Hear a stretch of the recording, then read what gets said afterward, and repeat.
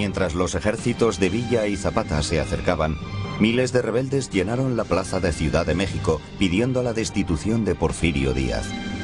El ejército federal abrió fuego y mató a 200 personas en la plaza, pero la multitud se negó a dispersarse. Al final, Porfirio Díaz, tras 30 años de mandato dictatorial, abandonó el país diciendo: Madero ha liberado al tigre, ya veremos si puede controlarlo. En junio de 1910, Francisco Madero entró triunfal en Ciudad de México montado sobre un caballo blanco. Pero la revolución no había terminado. El líder indio Emiliano Zapata suplicó a Madero que permitiera a los campesinos del sur conservar las tierras que habían ganado con su sangre. Pero Madero, un terrateniente, se negó. Zapata se puso furioso y consideró a Madero un traidor a los pobres. Declaramos a Francisco Madero incapaz de cumplir las promesas de la revolución.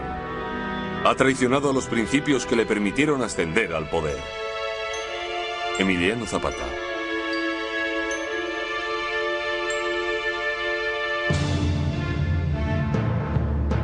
La revolución avanzó hacia un clímax sangriento.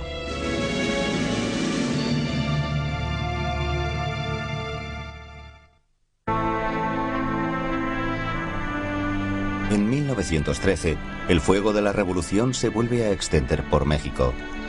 En el sur, el ejército de campesinos de Zapata lo arrasaba todo, decididos a derrocar al presidente Madero, que se había negado a conceder tierras a los campesinos.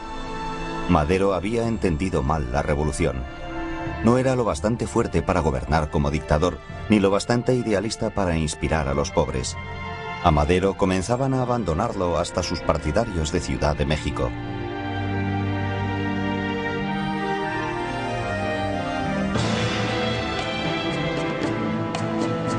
En febrero, un grupo de exoficiales del ejército dio un golpe de estado y atacó el Palacio Nacional.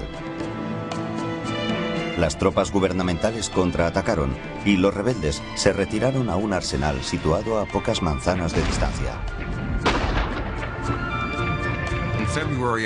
En febrero de 1913 se vivió en Ciudad de México todo el impacto de la revolución durante la llamada Decena Trágica. Había fuego de artillería de gran potencia en el centro de Ciudad de México. Había fuego de artillería, edificios ardiendo, los periódicos cerraron, el transporte estaba paralizado. Los ciudadanos de la capital de México sentían por primera vez el alcance de la Revolución Mexicana. En mitad del caos, el general Victoriano Huerta traicionó a Madero y ordenó ejecutar al presidente. Huerta se hizo con el poder. Por todo México la gente se alzó para vengar la muerte de Madero. En aquella época, Pancho Villa estaba en Texas.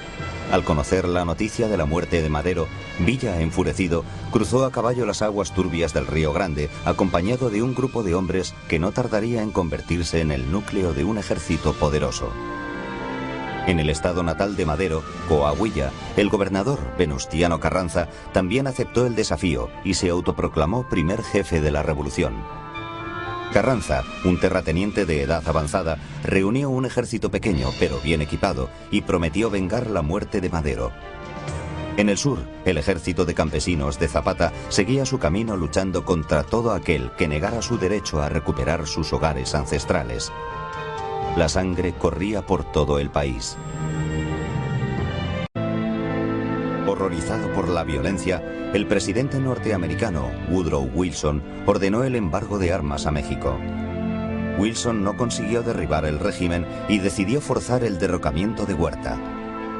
Wilson declaró que enseñaría a los mexicanos a elegir mejores dirigentes y ordenó nada menos que la toma del puerto de Veracruz. El presidente norteamericano pisaba un terreno peligroso, demasiado cerca de la guerra que deseaba evitar. Pese a la oposición unánime a la intervención norteamericana, Huerta no podía hacer mucho para detener la rebelión en su contra. Los tres ejércitos revolucionarios, incluidos los 17.000 hombres de la División del Norte de Pancho Villa, se acercaban cada vez más a la capital. Los periodistas norteamericanos que viajaban con el famoso bandido escribían relatos sensacionalistas para sus periódicos.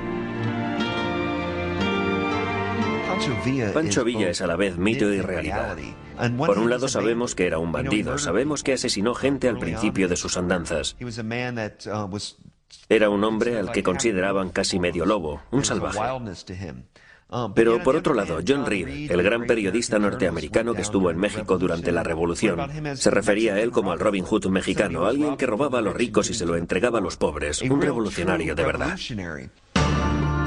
El contraste entre Villa y su aliado Carranza era espectacular. Carranza, un terrateniente rico, era alto, con aspecto de patriarca y llevaba barba blanca y gafas oscuras. Totalmente diferente de Zapata y Villa, Carranza era un líder insólito para una revolución de masas. Sin embargo, las fuerzas de Carranza estaban mejor pertrechadas y eran más disciplinadas que las de Villa o Zapata. A finales de 1914, Huerta se dio cuenta de que no podría detener a los grupos que se oponían a él y huyó al exilio a España. Carranza asumió la presidencia. Se ganó rápidamente el apoyo norteamericano. Los Estados Unidos apoyaban a Carranza. Carranza era un civil, no era un caudillo militar. Así que cuando se ganó el apoyo de los norteamericanos, los Estados Unidos cortaron el flujo de armas que a través de la frontera con Texas iba a parar a las fuerzas de Pancho Villa.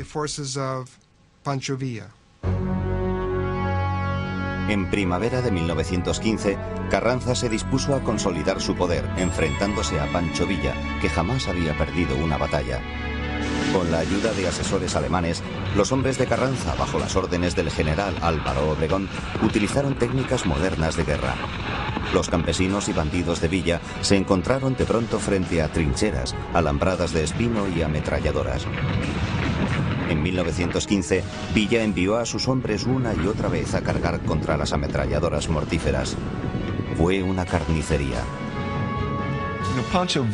Puede que Pancho Villa fuera una figura estilo Robin Hood, alguien a quien los campesinos de México amaron y defendieron.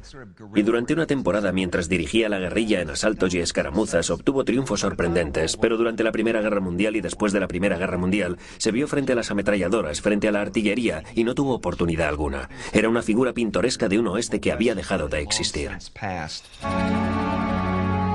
Con su ejército destrozado, Villa se retiró una vez más como bandido a las colinas para preparar su venganza contra los norteamericanos que le habían abandonado. Después de que su ejército de forajidos fuera aniquilado por Carranza y que los Estados Unidos le cortara el suministro de armas, Pancho Villa huyó a las montañas y desiertos del norte de México, retomando su vida de bandido. Frustrado y terriblemente enfadado con los Estados Unidos, Villa prometió venganza. El 9 de marzo de 1916 atacó Colón, en Nuevo México, quemando el pueblo y matando a 16 norteamericanos. Quería avergonzar al nuevo jefe de la revolución, Carranza. Quería demostrar a los Estados Unidos que Carranza no tenía el control de todo México. A partir de entonces, siempre hubo tensión en la relación entre Carranza y el presidente Wilson. En los Estados Unidos, la imagen de Villa pasó de ser la de un Robin Hood a ser la de un asesino sanguinario. Los norteamericanos pedían la cabeza de Villa. Los norteamericanos estaban furiosos con que Pancho Villa tuviera la audacia de atacar suelo norteamericano. Debido a eso, los norteamericanos no apreciaban a los mexicanos. Woodrow Wilson, el presidente, envió una expedición de castigo para capturar a Pancho Villa, para mostrar a la gente que no se podía hacer eso a los Estados Unidos. Wilson envió a México 6.000 soldados de caballería al mando del general John Blackjack Pershing. Los soldados persiguieron a Villa durante 10 meses. Pershing usó incluso un escuadrón de aeroplanos, pero fue incapaz de capturar a Villa en aquellas montañas que Villa había recorrido tantas veces como bandido y como revolucionario. Aunque la gente sabía dónde estaba, nadie lo delataba. Era el forajido, el héroe del pueblo mexicano, y acabó pasando la mayor parte del tiempo escondido en una cueva con una pierna herida.